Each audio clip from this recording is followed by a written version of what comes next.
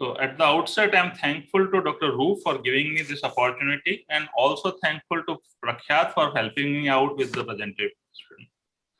So I think my presentation and Dr. Roop's presentation have many things in common, and he has made my job quite easier. So I'll not discuss too many repetition things. So this has already been covered, what is negative dysphotopsia. And now I come to the treatment part and how it is grossly insufficient. So when we talk of the treatment of negative dysphotopsia, there may be non-invasive approach and there may be invasive approach. As Dr. Roop has said, most important or the first thing is wait and watch. Then we can prescribe certain sunglasses to the patient. Also, we may give glasses with thick frame to the patient. We may prescribe miotic agents or mydriatic agents. Also, we may tell patient to get surgery done in the other eye.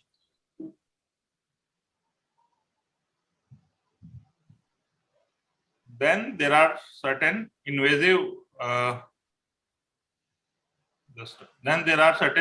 approaches.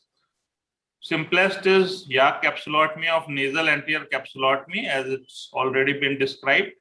Also, we can reposition haptic-optic junction, again already described by Dr. Roop. We can do primary reverse optic capture, piggyback IOL in the sulcus, and anti-dysphotopic lenses, and also IOL exchange. When we talk about the non-invasive approach, most important is wait and watch approach, and we tell patient to ignore the temporal shadow in the field. In the hope that brain would undergo neuroadaptation and ultimately patient will not be perceiving this image. This is true also. I think majority of our patients, they report with negative dysphotopsia only in the first year of surgery. I have seen very few patients who were operated more than say 2 years or 3 years back, and then they complain about this particular problem.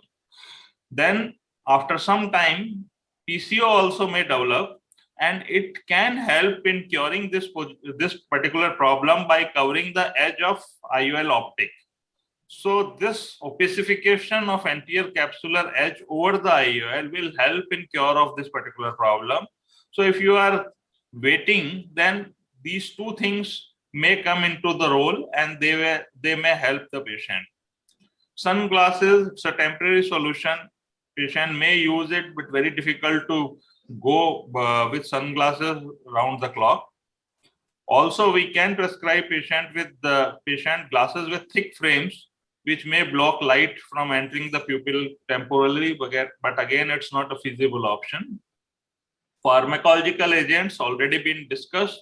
Both the miotics and mydriatic, both the agents are described to treat this particular condition. Miotics generally are poorly tolerated, may create lack of contrast, etc. So, and sometimes it may cause paradoxical increase in negative dysphotopsia symptoms. So it's not at all a good option. Similarly, mydriatic agent, they may resolve symptom in vast majority of cases, but it's very difficult to tolerate.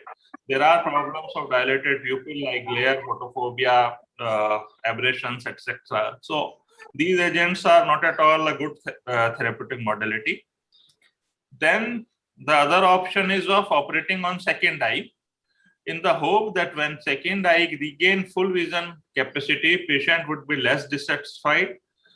If you are operating second eye, then you should be using IOL with the rounded anterior edge, so that there will be less of dysphotopsia in that particular eye. Also, we should choose a IOL which should not have too high a refractive index, and also we should ensure good coverage of lens edge by capsular margin.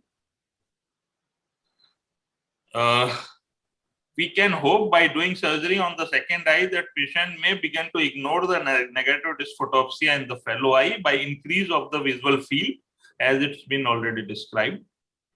Then the invasive approaches, Yak capsulotomy is simplest of thing. What is done here is that nasal edge of anterior capsule is removed by the Yak cap. So it can create anterior movement of IOL also, thereby decreasing the distance between iris and IOL. And this distance, if it comes to be less than 0.06 millimeter, which is the threshold value described by Holiday, then negative dysphotopsia symptom may disappear. So it should be tried as a first option, but it is futile in cases with clear anterior capsule, as it's been already said by Dr. Roop. Then repositioning of haptic optic junction, you can position haptic optic junction at 6 o'clock or 12 o'clock or little bit nasal and temporal. It can be adopted as a habit during surgery, but it's generally not very useful. Then the reverse optic capture. Here what is done is that optic is made out of the anterior capsular edge or out of the capsular axis. This is exactly opposite of the theory which we all were told and we were teaching our fellows and residents that IOL has to be in the bag. Here what we are doing is we are making IOL out of the bag and we are giving patient all the disadvantages of IOL out of the bag, like after cataract formation, etc. And also the effective power also may change. So again, this is not a very good option, but still it's been tried and some of the patients, they are happy with this. Even partial reverse optic capture wherein only the nasal optic edge is prolapsed anterior to capsule may help, but there are other people who think that it does not help at all. So this is how it is done. Optic is taken out and you can see here only the nasal part of optic has been taken out of the axis. Piggyback intraocular lenses, Sulcoflex is being implanted here. So this is again not at all a good option for just to treat a negative photopsia. We are doing such a thing, we are implanting another lens with all the attendant disadvantage of it. So I don't think it's a good option to try. Then one important and a new modality is anti-dysphotoptic IOL. Dr. Roop has already described it. Morsher has come out with this. Here there is a groove around the optic which captures the circular anterior capsulotomy so that the anterior IOL surface overlies the CCC ray. So majority of optic of IOL would be out of CCC. So ideally you require a perfectly circular and centered axis. So it can be only achieved by femto laser. So it retains all the benefits of in the back surgery. Also by this also it eliminates the negative dysphotopsia. So this is the IOL. Here you are having this particular groove where CCC is placed.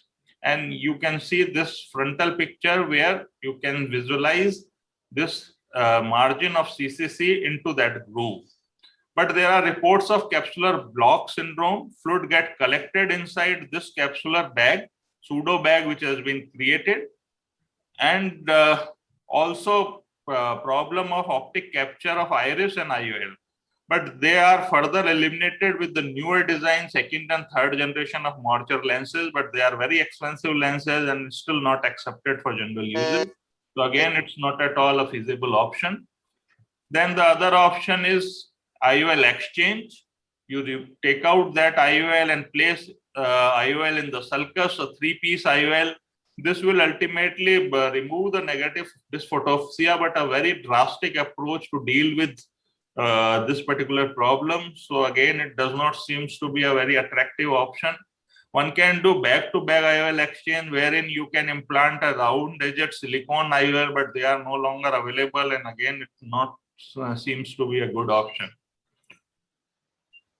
So just to conclude, it's a difficult position, a bewildering condition where exact etiology is not clear, but there is a correlation between relationship of IOL and anterior capsule, distance between different intraocular structures like iris, anterior capsule, IOL optic, etc., design of IOL, pupillary size and location, and ultimately the individual's ability for neuroadaptation. There are so many unresolved issues here with negative dysphotopsia, especially with the treatment of this particular condition. So there is a long road ahead. We need a single but short intervention. And this intervention should not be, it should require a very short kind of procedure. It should be easy to perform. There should not be any antecedent risk available to this. This has to be efficacious and predictable solution. So I think we are seeing something in light, and I believe Dr. Roop would be highlighting on this. This is a complete new innovation by Dr. Roop himself. So with this, I finish off my presentation. Thanks a lot. Thank you for your kind attention.